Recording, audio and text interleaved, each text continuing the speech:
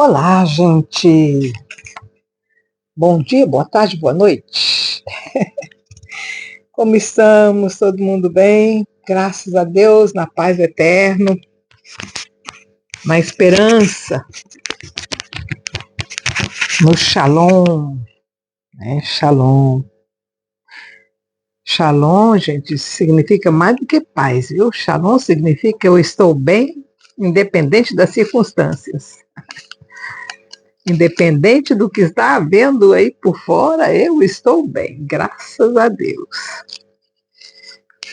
É um exercício de fé. É um exercício de fé. Vamos lá para mais um capítulo do nosso livro de Jó? Estamos hoje no capítulo 19 de Jó. Jó vai responder ao discurso de Bildade, tá? Aquele último que acusou ele de tudo quanto foi coisa, né? Falou, tu tá em pecado e você não quer confessar.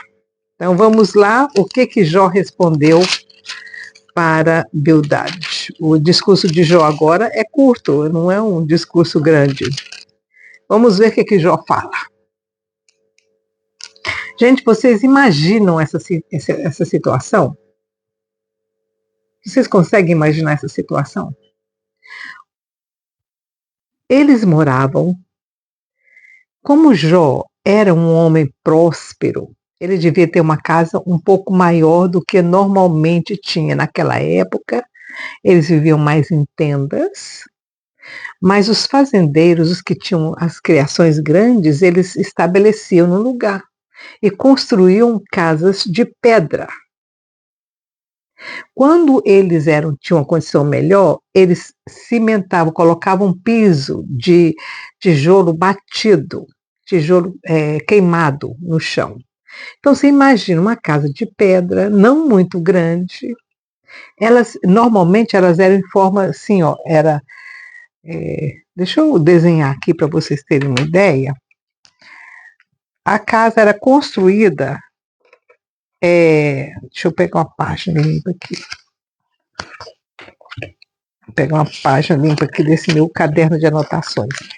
Eu vou desenhar aqui para vocês mais ou menos como que eram as casas, né? E tinha uma entrada aqui na porta. Assim, ó, era mais ou menos isso aqui, ó, tá vendo? A caneta não tá muito boa, não sei se tá dando para ver direito. É assim, ó, tá vendo? A casa era assim, ó. As casas normalmente eram assim, ó. E aqui ficava um pátio no meio, onde se cozinhava, fazia tudo, viu, gente? Aqui normalmente eles tinham uma cerquinha aqui, ó, e tinha a entrada que entrava aqui. Aqui dentro cozinhava, ficavam os animais, tá? Os animais de estimação, né? Em volta aqui ficavam os quartos, né? Ficavam os quartos. E ficava o quarto de empregado, era mais ou menos era o layout, o desenho das casas daquela época. Já na época de Jesus, as casas eram diferentes, aí já desceu um pouquinho a qualidade. Isso aqui, Abraão não usava casa assim, Abraão era em tenda mesmo. Tá? Mas esse pessoal aqui dessa época, aqui da Mesopotâmia, muito antiga, porque isso aqui aconteceu perto lá de onde hoje é o Iraque, tá? Por aquela redondeza ali de Ur dos Caldeus, por aquela banda ali que aconteceu essa situação. Não foi lá embaixo, como alguns tentam dizer que era mais perto do Egito. Não, foi mais em cima, foi mais lá em cima. Tá? Essa situação aqui foi mais lá em cima. Então as casas daquela época eram assim, então eram de pedra, eram construídas de pedra, não eram coisa grande, alta não, gente. Não imagina coisa alta não, era coisa baixa. E as portas também eram baixas e assim, baixinhas mesmo, para entrar dentro da casa você tinha que abaixar para entrar. Por quê? Porque era para segurança. Porque se animal viesse, você tinha como espantar o animal. Era mais por questão de segurança mesmo. E para também não fazer nem muito frio, nem muito calor no verão, né, gente? Porque quanto menos ar quente entrasse, melhor lá dentro ficava. E quanto menos frio também entrasse lá dentro, melhor ficava. E as casas também não tinham janelas, tá? Não tinha janela, como as casas da gente tem hoje. Então você imagina que Jó estivesse naquele pátio. Ali no pátio, ele estava no pátio, né? Onde ali cozinhava, porque ali tinha o fogão de cozinha, ali ficavam os animais e os amigos que chegavam ficavam ali. Então você imagina essa situação, Jó encostado em alguma coisa que existia ali, porque existiam também bancos de pedra para as pessoas sentarem. Então Jó devia estar encostado e os amigos sentados em volta dele. E as pessoas que chegaram durante aquele diálogo ficaram ali em volta também. E aquela fogueira ali era para aquecer a noite, tá? E também servia também para cozinhar. Então a alimentação era feita ali, tudo era feito ali. Então você imagina essa situação e Jó, né, sendo questionado pelos amigos nesse local, dessa forma. Nesse capítulo 19. Então Jó respondeu: até quando entristecereis a minha alma e me quebrantareis com palavras? Já 10 vezes me humilhastes, vergonha não tendes de me atacar? Nossa, Jó estava até contando quantas vezes ele foi humilhado pelos amigos dele, sendo acusado de pecado, né? Embora haja eu, na verdade, errado, comigo ficará o meu erro. Se quereis vos engrandecer contra mim e me arguis pelo meu opróbrio, sabei que Deus é que me oprimiu e com a sua rede me cercou. Embora eu chame violência, não sou ouvido. Embora grite por socorro, não há justiça. O meu caminho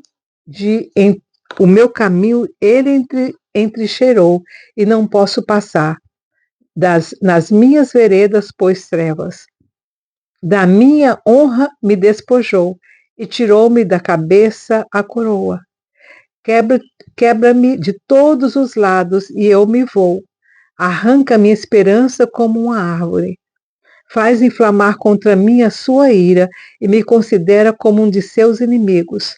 Juntas vêm as suas tropas, preparam contra mim o seu caminho e se acampam ao redor da minha tenda. Olha aí, os amigos dele estavam vindo, acampando ali em volta dele, mas só para acusar. Pois longe de mim os meus irmãos, os que me conhecem tornaram-se estranhos para mim. Os meus parentes me abandonaram, os meus conhecidos se esqueceram de mim. Os meus domésticos e as minhas servas me têm por estranho. Vim a ser um estrangeiro aos seus olhos. Chamo a meu criado e ele não me responde. Tenho de suplicar-lhe com a minha boca. O meu hálito é intolerável à minha mulher. Sou repugnante aos meus próprios irmãos. Olha a situação dele. Ele está descrevendo exatamente o que estava acontecendo com ele. Até os pequeninos me desprezam. Levantando-me eu, falam contra mim. Todos os meus amigos íntimos me abominam, até os que eu amava se tornaram contra mim. Os meus ossos se apegaram à minha pele e à minha carne, escapei só com a pele dos meus dentes. Compadecei-vos de mim, amigos meus, compadecei-vos, pois a mão de Deus me atingiu. Ele aqui, derramou o coração dele. Derramou.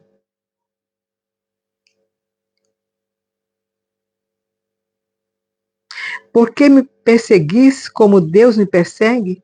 Da minha carne não vos fartareis? Quem me dera fossem as minhas palavras escritas que fossem gravadas num livro, e foram. E foram, amigo Jó, e foram. Com pena de ferro e com chumbo, e que para sempre fossem esculpidas na rocha. Eu sei que o meu Redentor vive. E por fim se levantará sobre a terra. Gente, olha, arrepia inteirinho. Jó está descrevendo tudo que ele está vivendo. Ele está dizendo o eterno que tem feito isso comigo. E vocês não se compadecem de mim? Mas aí ele diz, eu sei que o meu Redentor vive. Olha quem que disse isso.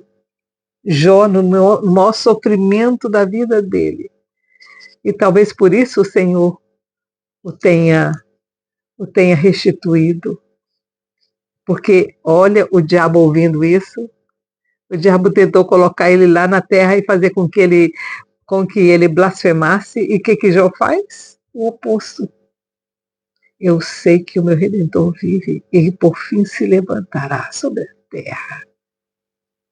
Eu sei que o meu Redentor vive e que por fim se levantará sobre a terra. E depois de consumida a minha pele, ainda em minha carne verei a Deus. Oh, glória! Vê-lo-ei por mim mesmo, com os meus próprios olhos, eu e não os outros. Como o meu coração anseia dentro de mim. Gente, esse é um poema maravilhoso que Jó fez naquele momento de sofrimento. Se disserdes, como perseguiremos, visto que a raiz da aflição se acha nele? Temei vós mesmos a espada, pois o furor traz os castigos da espada, e então sabereis que há um juízo. Gente, se você, no meio do sofrimento, no meio da sua angústia, você olhar para o eterno e dizer, eu sei em quem tenho crido, e estou bem certo que ele é poderoso para guardar o meu tesouro. Se você se coloca aqui na situação de Jó, e você diz, eu sei que o meu Redentor vive, e que por fim se levantará sobre a terra, e depois de consumida a minha pele, ainda em minha carne verei a Deus. Isso aqui é fé, gente. É fé. É não desistir quando a luta é muito brava. É não dar as costas e morrer.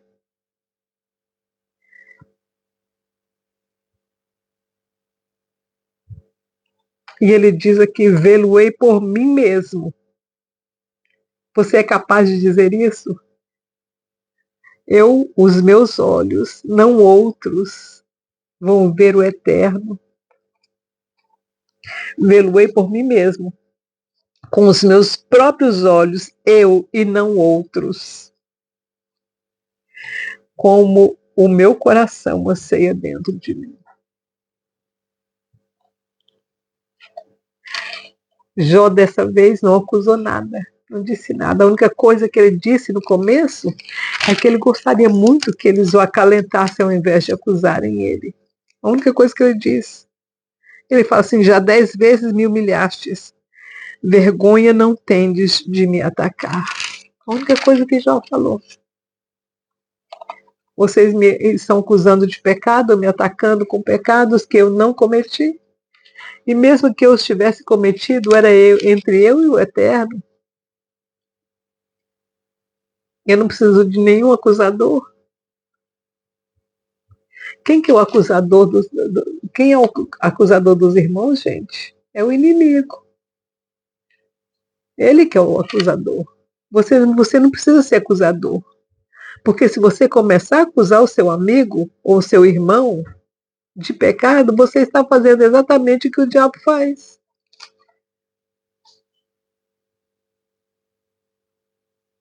É. Ele que acusa os irmãos.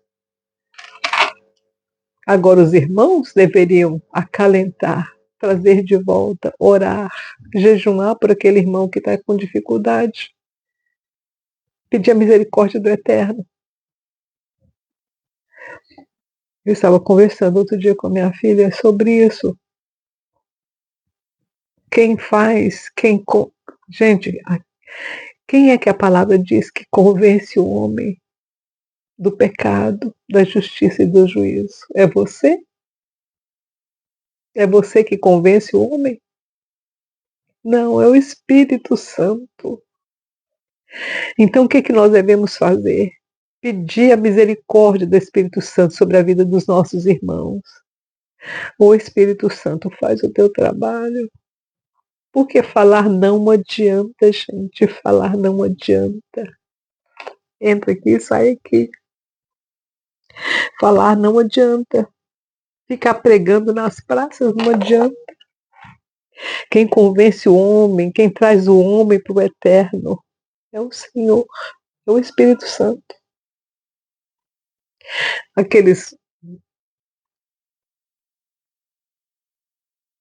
Ele quem faz. É o Senhor quem faz. Quando o Senhor quer resgatar um muçulmano, o Senhor vai lá na cela onde esse muçulmano está. O Espírito Santo que faz o trabalho. O que nós temos que fazer é estar na torre de vigia, orando, vigiando.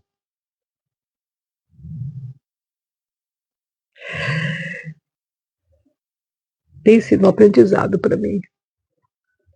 Tem sido um longo aprendizado para mim.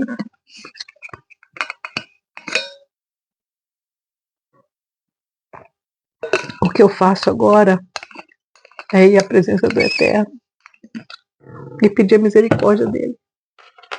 A única coisa que eu faço agora. Senhor, tem compaixão de fulano, tem compaixão de ciclano. Senhor, encontra o coração de fulano, Senhor, encontra o coração de ciclano. Senhor, o Espírito Santo move as águas.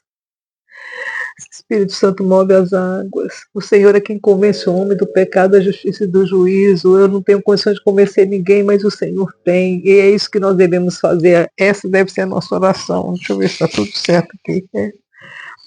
Essa que tem que ser a nossa oração. E fazer como Jó. No final, aqui Jó não está nem atacando mais os amigos, porque ele viu que não tem propósito. E ele foi para os pés do Senhor. E foi isso que Jó fez, ele foi para os pés do Senhor. E ele contou toda a amargura do coração dele ali. Ele abriu o coração diante dos amigos para o eterno. E disse o Senhor quem está me... É o Senhor quem está me cercando. É o Senhor quem está me cercando.